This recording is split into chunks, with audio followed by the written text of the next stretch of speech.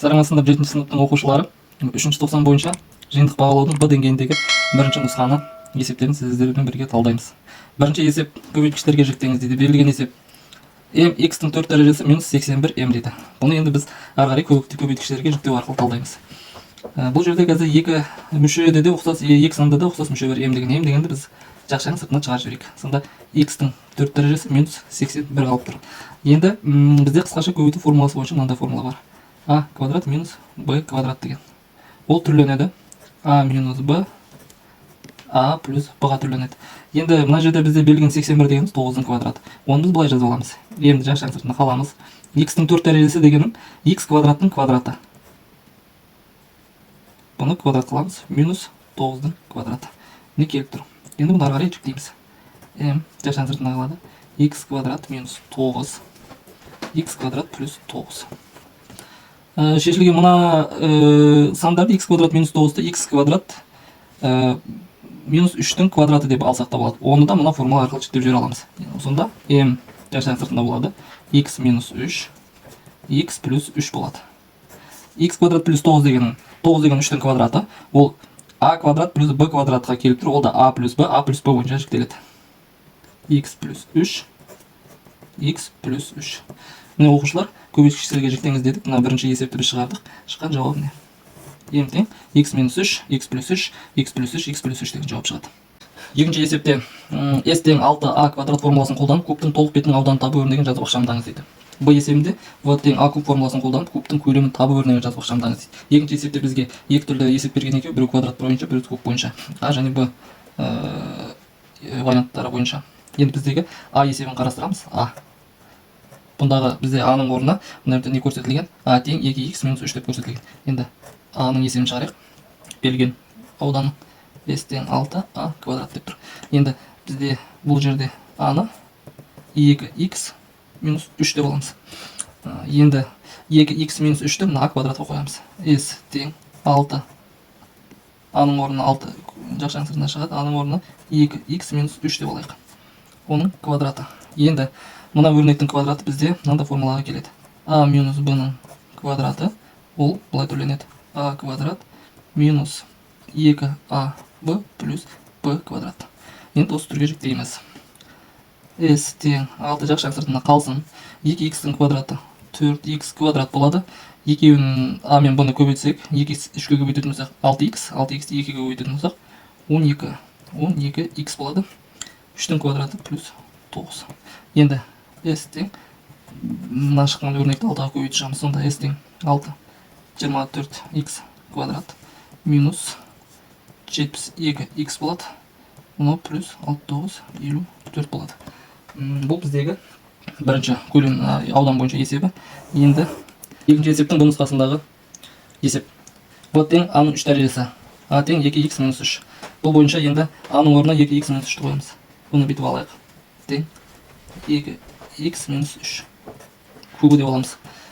А минус b-ның кубы мына формула бойынша өрнектеледі. А куб минус 3а квадрат b плюс 3ab квадрат минус b куб. Енді мынаған жүктеу үшін мына кубты біз ашайық. Бірінші а-ның кубы дейді, значит v деп жазып аламыз. А-ның кубы дейді, значит 2x-тің кубы. 2x кубы минус 3-ті жазып алайық. А-ның квадраты 2x-тің квадраты.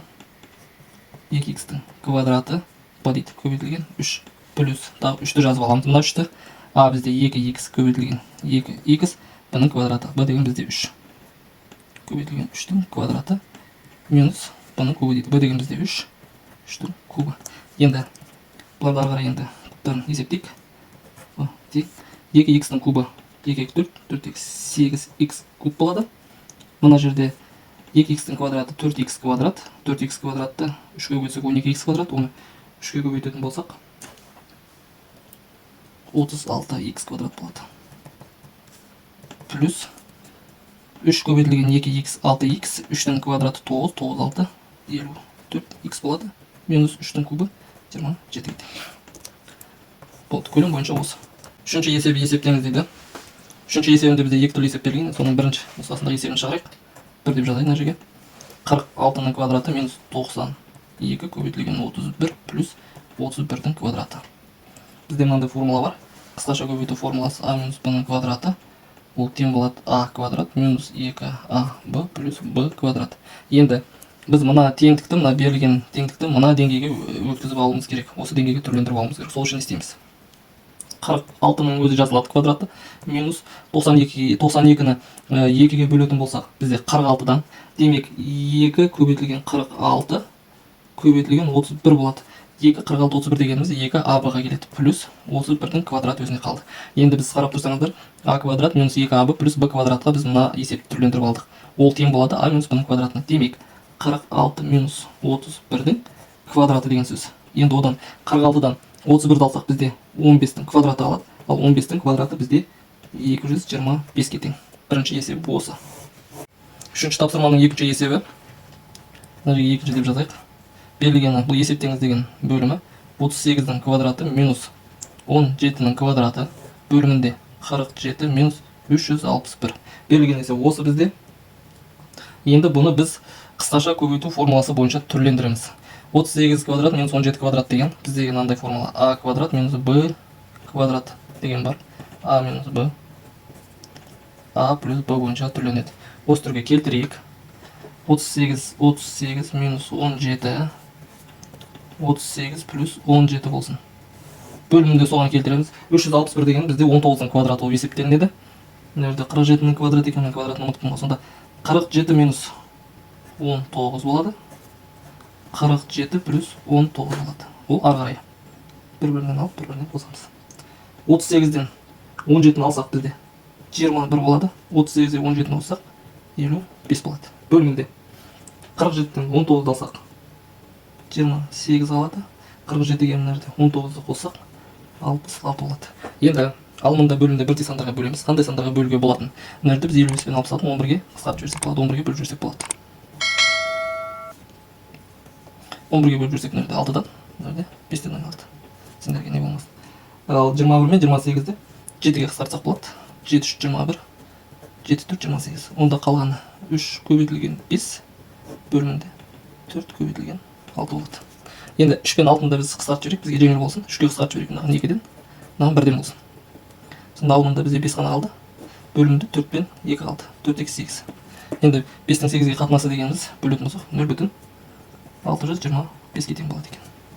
Жауап. Төртінші есебі 2 санның айырмасы 34-ге тең, квадраттардың айырмасы 408-ге тең теңдеу жүйесін құру арқылы шешу керек. Енді бірінші санды x деп алатын болсақ, екінші санды y деп алайық. Сонда 2 санның айырмасы 34-ге тең дейді.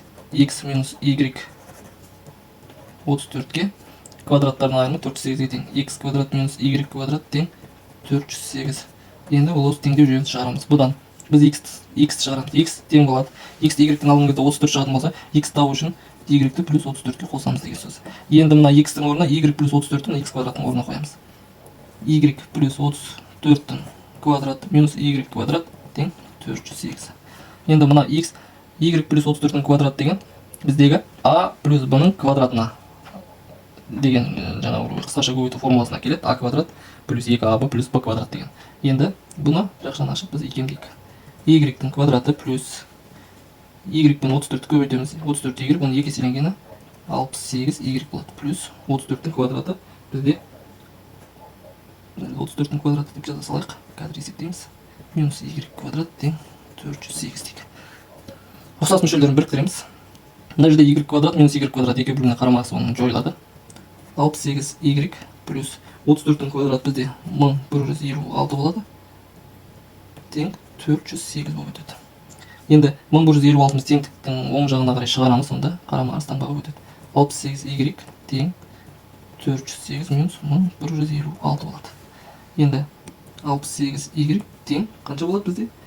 Минус 748 болады екен. Бұл жердегі y минус 748-ді бөлеміз 68-ге. Ол тең болады бізде минус 11. Енді біздегі мына шыққан минус 11 y-тің мәні. Енді оны x-тің орнына x-ті табуымыз керек. Минус 11-ді y-ге қою арқылы. X тең y плюс 34 болған. Оны y-тің орнына минус 11-ді қоямыз. Y тең минус 11 плюс 34. Сонда 34-тен 11-ді аламыз. X тең 23 болады. Орындарына қойып шығарсақ, мына жерде x минус y тең 34, x квадрат минус y квадрат тең 408 болған. Енді x пен y-дің орнына қоямыз. X бізде 23 шықты. Минус y бізде минус 11. X-ның 2 теріс таңба көбейтілген кезде плюс болады. Сонда 23-ке 11 қоссам 34 шығады. Ал енді x квадрат бізде x 23, 23-ның квадраты бізде 529. 23-дің квадраты дейік қой. 23-дің квадраты минус 11-дің квадраты дейік. 408. 23-дің квадраты бізде 529. 11-дің квадраты бізде 121. Алсаң 408 шығады. Демек бізде x 23-ке y-де минус 11.